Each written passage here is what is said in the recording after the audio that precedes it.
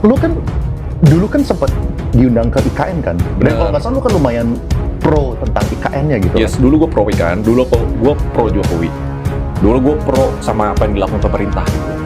Tapi ternyata gue terbutakan, dia kayak gitu. Ternyata ada hal-hal yang dulu gue nggak tahu, yang sekarang gue tahu tuh bikin gue kok kayak gini gitu. Oh gitu sih gitu. Bahkan gue diundang pun, bahkan ada yang komen, oh gue ngomong kayak gini karena gue nggak diundang terakhir ke IKN. Gue nggak peduli. Gue kemarin ke IKN gue bagus-bagusin gitu loh. Gue bilang ini project yang bagus. Masalah gini, IKN tuh dari awal visinya sebenarnya bagus, tapi terlalu terburu-buru dan eksekusinya menurut gue ugal-ugalan. Bilangnya mau terima investasi dari asing sama terima investasi lokal kan, FDI sama DDI untuk nge-funding itu. Kenyataannya mana investasi yang terrealisasi? Dan terlalu terburu-buru gitu loh. Akhirnya ada anggaran baru di tahun depan mau pakai duit APBN lebih banyak, which jangan gitu loh. Karena APBN itu sekarang sangat amat diperlukan untuk perkembangan ekonomi kita. Bonus demografi kita itu bakal jadi beban kalau misalnya kita nggak berhasil memberdayakan SDM. Semua FDI dari luar negeri, lu lihat dari 10 tahun terakhir, itu kebanyakan tuh padat modal, nggak padat karya. Setiap perkembangan 1% GDP sekarang buka lapangan pekerjaan 1/5 dari dibanding 10 tahun lalu. Gimana caranya bonus demografi kita jadi hal yang positif? Nah, itu bagusnya dari politics ya, apalagi kalau berangkat dari memahami bisnis, ekonomi, dan lain-lain. Everything's linked. Gimana cara pemerintah membuat keputusan itu berdampak ke rakyat yang paling kecil, sampai bansos pun, sampai apa gitu. Jadi kayak, menurut gua, kalau lo orang bener-bener mau jago banget di bisnis, apalagi ngomongin tentang bisnis yang bisa expand internationally ya, you have to understand politics sama government policies. Itu alasannya buat gue Hyundai pasti kesel sih masuk Indonesia gitu, tiba-tiba lu China masuk semua gitu, padahal Hyundai comply semua TKDN. Nah itu kan aneh gitu. Gimana cara itu sets a good message buat perusahaan-perusahaan luar nih yang mau taruh 10 triliun ke Indonesia, buka lapangan pekerjaan, buka R&D, mereka jadi nggak mau. Itu semua berhubungan sama politik. Itu yang banyak orang nggak sadar. Orang kira kayak gue cuma anak baru gede ngomongin politik nggak ngerti apa-apa. Ya gue backgroundnya masalah gini, kemarin pas podcast sama Kodari gue mau bahas ekonomi, tapi selalu nggak berani kan, nggak berani bahas ekonominya, nggak berani bahas aspek livelihoodnya, sosialnya gitu. Jadi ya udah, jadi kemarin kelihatannya ya udahlah politik gue dengerin aja dah gitu. Tapi lu ada concern nggak sih bro? Soalnya kalau misalnya yang gue lihat ya kan kemarin kita baru selesai pilpres kan, dan waktu pilpres itu ada beberapa figur-figur tuh yang support satu kubu lah, gitu kan, satu kubu atau enggak against satu kubu gitu kan. Dan yang gue lihat ya netizen itu tuh mereka tuh selalu inget sama kita ini dulu pro atau con sama certain kubu gitu kan. Benar. Jadi walaupun saat itu mungkin di masa itu ya dia mensupport nomor sekian, itu adalah keputusan terbaik buat dia. Tapi seringkali tuh orang yang nge-support pun juga kena prank gitu. Maksudnya mereka pun juga berubah-berubah. Benar. Mereka juga berubah. Orang yang satunya bisa jadi musuh, bisa jadi temenan gitu. Satu macam jadi siapa. Nah, tapi kita tuh seakan-akan dituntut supaya harus konsisten dengan pilihan kita, karena mereka sendiri nggak konsisten gitu. Nggak bisa. Kita nggak bisa konsisten sama pilihan kita karena kita tuh manusia. Setiap ada informasi baru yang bikin persepsi kita berubah atau kita tiba-tiba sebelumnya ke A, sekarang ke B karena ada informasi baru, ya itu memang nature manusia.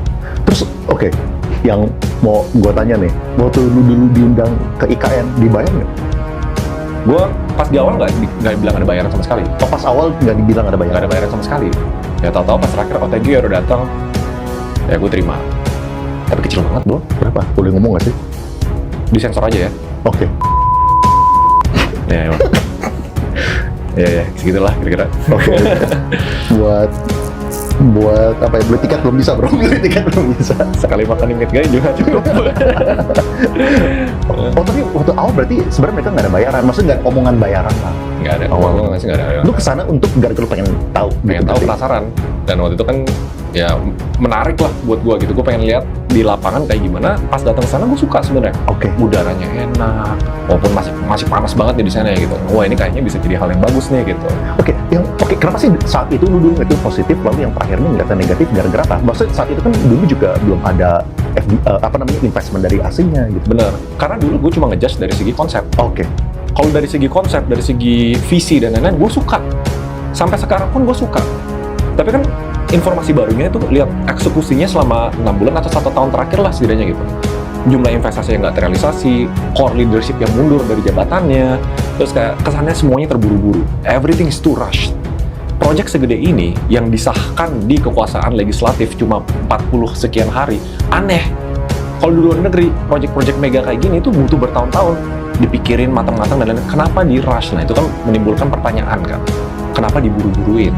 Iya. Nah karena konsepnya diburu-buruin, visinya diburu-buruin, eksekusinya diburu-buruin, jadi berantakan. Kita perlu sadar tentang apa yang terjadi di sekitar kita gitu. Soalnya yang paling serem, kalau misalnya seluruh warga Indo itu jadi apatis dan apolitik. Apathetic disillusionment. Karena mereka tahu mereka suaranya udah gak dengar, mereka nggak bisa ngapa-ngapain, mereka jadi nggak peduli. Kalau misalnya warga udah sampai apatis dan apolitik, sistem demokrasi kita tuh jadi nggak works. Itu bukan untuk rakyat lagi, tapi cuma untuk segelintir orang yang memiliki kekuasaan.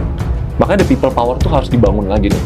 Kalau mereka apatis ya, kacau negara ini bro. Berarti lu udah siap bahkan kemarin tuh buat refund. Siap, gue refund plus gue keluarin duit lagi. Gue di sini kan nggak terima duit apa-apa sama sekali kan, bahkan gue keluar duit. Kalau nggak salah sekitar ratusan lah setiap bulan. Untuk amplifying message-nya, untuk nge-counter, buzzer comments gitu-gituan. Ada beberapa konten yang gue rasa message-nya penting, gue pengen boost gitu misalnya. Itu gue keluar duit. Jadi kan don't hate the system, ya udah gue play by the system aja di TikTok. Mereka, gue ada satu agensi yang gue tahu dibayar sekian miliar, briefnya adalah tolong ini Raymond dimatiin lah intinya kayak gitu. Gitu bro. Apakah boleh spill siapa? Nanti kena UITE gue bro. Oh iya, oke. Oke, terus waktu lu upload video pertamanya ya, lu ada rasa takut gak sih waktu lu pencet Takut bro. upload?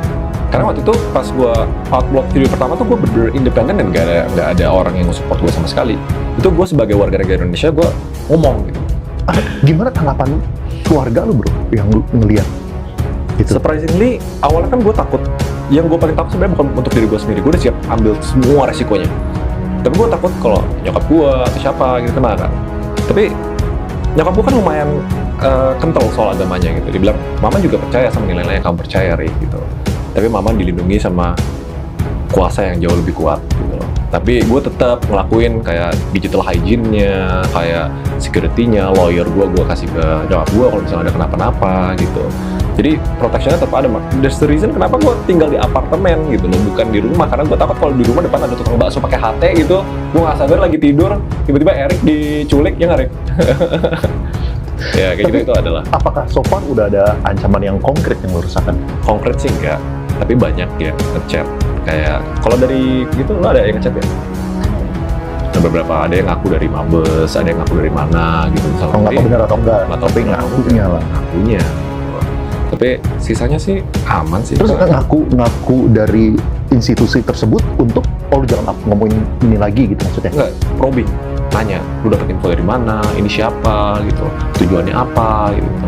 Gue cuma balas satu, oke, bapak, ini berbicara dengan bapak siapa, pangkatnya apa, terus kayak ada keperluan apa, dan mayoritas mereka nggak bisa jawab, terus gue langsung ghosting aja.